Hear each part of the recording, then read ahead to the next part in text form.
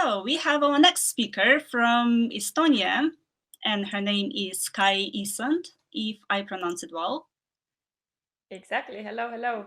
Hi, Kai. I'm sure you will introduce yourself, but I know that you used to run and you are still in the advisory board of Garage48, which is one of the oldest startup communities in Estonia, if I'm right. And I know that you guys have been to Minsk and you've organized this hackathon in Minsk, in Belarus, and the app that resulted from it, Masquerade, was later sold to Facebook. So that's a great success. And you, Kai, you're organizing this series of hackathons with Global Hack, right? So Yeah. tell us a little bit more about that, what you're doing to hack the crisis. Yeah, hello, and thank you for the introduction. This is one of the success stories. It seems so far away already, or far long time ago. But yeah, so in times of crisis and what we are doing now, we do have to also rethink how we are doing our events, and these online hackathons are definitely the kind of outcome of that as well. So I'll tell you the story of Hack the Crisis, and I will show you a few just a few slides as well, so it will make it easier for me, or a few links actually that I have here. Do you see it? I see your Facebook account. Yes, yeah, I'm showing you a few links actually, which are just to show what we have done then over the past month or so. So when we're talking about Hack the Crisis movement, it actually just started in Estonia with the first event on the 13th of March, and we kicked it off fairly quickly. I remember it was a Friday, and we woke up to a morning call just to kind of go over, just ideas what we can do right now for the Estonian tech community. And then the hackathon idea came on the table, and it was really not a yes or no question. It was more about just yes, let's do it when, and in 6 hours, then the event was already happening, and it was online. So this is the event.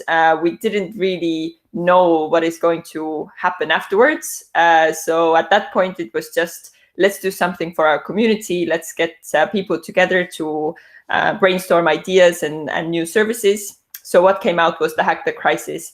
And at that point, we didn't even put Estonia there, because we didn't know that there's going to be so many countries that will follow. But that's what happened. So after the hackathon in Estonia, there was many hackathons that followed. So I'm showing you now the Hack the Crisis movement page. We have 58 hackathons already that have happened all over the world. We made this decision from day one that we're going to open it up, make it available for everyone. We wrote the guidelines. We opened up a Slack group for the organizers. So we just got so much feedback from, first of all, obviously our neighbors, like our friends from Latvia and Poland. They just, launched their events a few days after us. And then the requests just kept on coming in. So really the whole world has been kind of affected by this. And Matt beforehand was also talking about, civic tech, and then mentioned a lot of these hackathons actually. So, all these platforms in different communities to kind of come up with new ideas, and really just have a place to, kind of feel that you're part of the solution as well. So when we were working on this, and just reaching, like all the organizers reaching out to us, a lot of our mentors helping out, just building this kind of movement, we quickly realized we want to do something bigger as well. So the Global Hackathon was just like a very logical step after that. So when we brought together over 12,000 people, ideas that were created, and just the message that was shared. So then, the Global Hackathon happened from the 9th to 12th of April. It was a big success. I would say that there were two things that really were like a success for me, or why do I think it really needed to happen. So we activated over 12,000 people. That means, people that could kind of take action even when they're sitting at home at their kitchen table, and they could feel that they can do also something about the crisis. Right? We had participants from over 98 countries. We were truly global. I think it's a unique moment and time in the world where we can say that we're all kind of moving towards the same goal, and really kind of joining together. So just having those people activated and feeling that they can be part of the solution, I think was a massive success. The other thing was that we carried the message to millions of people, right? We really wanted to have not only like the tech community or like our own circle involved in this. We wanted this to be kind of wider and have this message of hope. So we were really, like it was an honor to have all of these people really to join in the hackathon. So first of all, it was our own president, Toomas Hendrik Ilves, so former president of Estonia, who joined in as we call them inspirational leaders. So they were the ones carrying the message that there is hope in the world. They were gathering the people, calling everybody to join in. And after that, we had many people. So from the tech community, we had Sam Altman, who is the former president of Y Combinator. We had Reid Hoffman, who's the co-founder of LinkedIn. So the tech community side, but also people from totally other fields. So Garry Kasparov, who is a world-renowned chess player. And then we had the European Space Agency astronaut joining us. So it was really a strong message that they carried. And then we also added music, which I think is always the best kind of platform to carry messages of hope. So we had Erika Badu giving the hackers and the kind of wider audience a concert. So these two things I think were really the success of this event. And then where the idea came from, so if you take a step back and think of the elements that really needed to be in place for this to happen, we've been discussing this, and it feels that it's logical for us that it happened in Estonia, because we've been working with these elements for a long time. So it just didn't happen out of the blue. So I have to mention AccelerateEstonia, which is a government program that we started about a year ago. It is acceleration and innovation program inside the government. So that means we have been working with the, kind of getting the government and the people working there ready to join in and to engage with these kind of startup projects. From the Estonian hackathon, we had 30 teams, and about 10 of them are already working right now and are live. And they are definitely all of them working with the government and having the support that they need. So this is one of the things we had in place. We have, and you already mentioned beforehand, right, the Garage48 background. So yes, we have already 10 years of hackathon organizing experience. We've been all over the world. You mentioned Masquerade here as well, which is one of the big success stories. So we had a very strong kind of community and people behind hackathons and the mindset in general. And then the third, what we have is definitely the startup community that is strong, that is working closely together. So when we launched it on Friday and started calling different startup founders and mentors, then they really just were ready to clear up their weekend schedules and didn't just jump in as anything that needed to be. So either mentors or supporters, whatever. So this is basically what happened, and we are joking about this, that this was a hackathon for ourselves, right? So from idea to event in like 3 weeks, basically. So when we talk about the Global Hackathon, it was 50 volunteers that were working here in Estonia on this event. We also had 6 organizing teams in different countries all over the world. So there was a lot of volunteering hours that went into making this happen. So yeah, for me, really the central heartbeat of this event are the people that put in so much time and actual hours into making this happen. So the team was really talented and passionate behind this, and that's where the participants came along as well, right? So when we talk about the global hack, the difference between maybe the crisis hackathons, where we were just kind of, we wanted to help the community, so it was just really about immediate crisis response. But whereas with the global hackathon, we really wanted to shift the focus to a little bit more kind of longer term solutions. So we had several tracks, several topics that we were covering. You can see that still the crisis response and mental health, health and wellness were the kind of most popular topics. Yeah, very good. Yeah, guide us through. That's very interesting. That's very cool. Tell us more. Also, maybe tell us more about projects if you want to share some of these ideas. So the top 3 ones. So where we got to was the top 30, really. So from each of the tracks, we got the top 3, and the top 30. You can go and see them as well on our website if you are interested in all of them. I'll just maybe introduce the top 3. The Suncrafter who won. They're a very cool team because they are an existing team or existing technology that they had before, and then they just had to rethink it very quickly to fit the crisis situation. So it's kind of. Wait a second, you're muted. Back again. I don't know why. Anyway, yeah. So Suncrafter, what I talked about.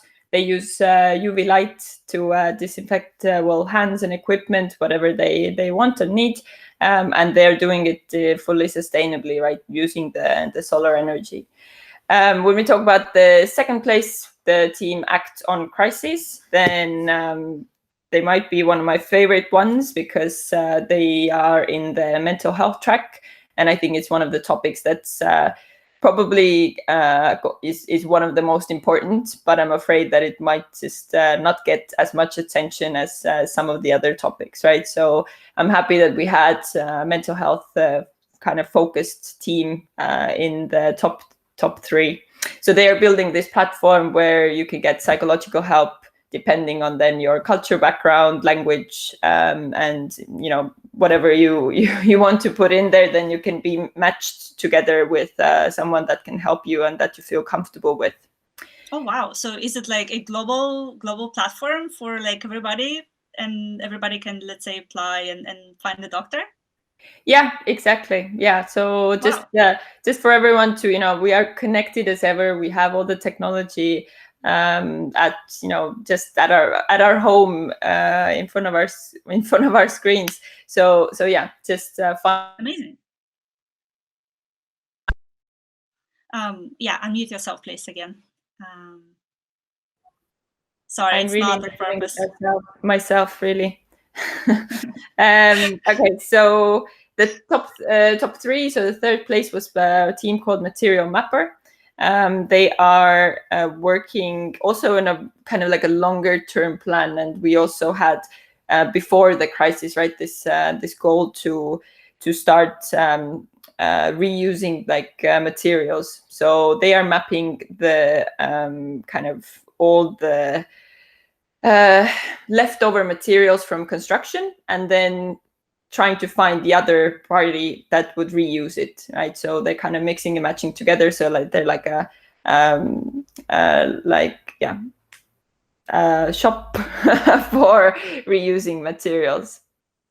Yeah, I guess so. They kind of connect. Yeah, leftovers. Okay, got it. That's interesting. Yeah, so I'm right now in talks with all the teams, top 30 teams. Most of them have said that yes, they are going to go forward with their ideas. Some of them have very, obvious problems, like a few Indian teams that say that they have the national lockdown. So working on their idea means that they cannot get sensors, they cannot register a company, they really can't do anything. So but the energy is really high with all the teams. We're trying to now match them together with all our partners, just finding them the right mentorship or the people that they need. So yeah, I'm really hopeful that these teams will live on, that they will find the help that they need. We will put all energy into supporting them in that sense. Okay, sorry. Go Yeah, ahead. Did you want to? yeah, you can ask. Okay. Well, that's really cool. Thank you for sharing this. You've addressed a bit that issue, like the challenge you have from India, right? If you want to share more of those, that would be great. But also, I was wondering, how do you guys have any tools, like any mechanism to help those people who are facing, whatever challenge they have? So yeah, we are actually trying to put these tools in place. At the moment, we are, like I said, putting more of our energy into building this kind of like an acceleration program afterwards, and not building it from scratch ourselves, but just kind of understanding how we can facilitate different partners to come together. So at the moment, we're working with the European Commission actually to put together matchathon event. So coming from a hackathon to a matchathon, just to understand which teams are still active and which partners can be then matched together with them. So going forward with this, but also wanting to understand who are the partners that can offer funding, who can offer mentoring, and so on. So yeah, we are being a volunteer-led team. We're trying to just put our resource and energy into this one event right now. Okay. But yeah, I think there's obviously challenges, but I wrote down some learnings as well that I can share with you, which I think are kind of important. And this is why we are actually determined to actually go ahead with Global Hack as well, and not just leave it as a one-time thing. So really the power of people coming together, that was the amazing thing about this event, right? So I talked about it before. We are connected more than ever. We have the technology in our hands. So, if we can recreate that feeling of being part of the solution and actually being an individual at home, but actually, making things happen, then this is a big success for us. We are maybe in Estonia a little bit, we're lucky that we have a big kind of startup community, and the culture is spreading quite widely. I think this needs to be spread all over the world, right? Like this startup mindset, these hackathon methods, better tools for people to kind of come in and use the same methods and just to learn about these kind of agile ways of coming up with new ideas, testing them rapidly, and then making it happen, right? So this is another learning. And again, we are, I think, in a beneficial place where we have this deep connection with the government. I think this is something that the Global Hack definitely wants to facilitate and kind of, scale to other countries as well, that there needs to be readiness from the public sector side to come and work with these ideas. So this is another thing that we will kind of add to our mission. And this is what I talked about before as well. It's just the message of hope, right? And I don't think it's only about the crisis situation, but in general as well, that we actually, we are here, and when we come together, there is things that we can save, and the world is a great place. So yeah, the Global Hack definitely will hack the future, hack the ideas, and just kind of see opportunities rather than problems. And all the kind of winning teams really represented this, that there's new ways of how we will learn, how we will work, how we will communicate how we will play and so on. So I think the Global Hack carries that message all in all.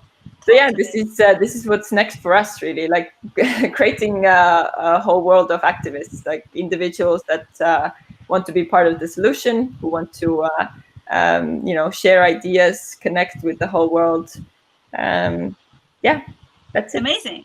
Well, amazing. I really love it, and thank you for sharing your story. And it's really inspiring. I guess what you guys are doing is like amazing. You mentioned like those 12,000 people, like 58 countries. It's just unimaginable, I believe. And Estonia is known for being very kind of ahead of digital solutions and e-government and all that. So it's a great place, I guess. So thank you again, Kai. It was great to have you. Hope to see you again, and good luck with your work. Yeah, thank you for having us, and looking forward to the next speakers.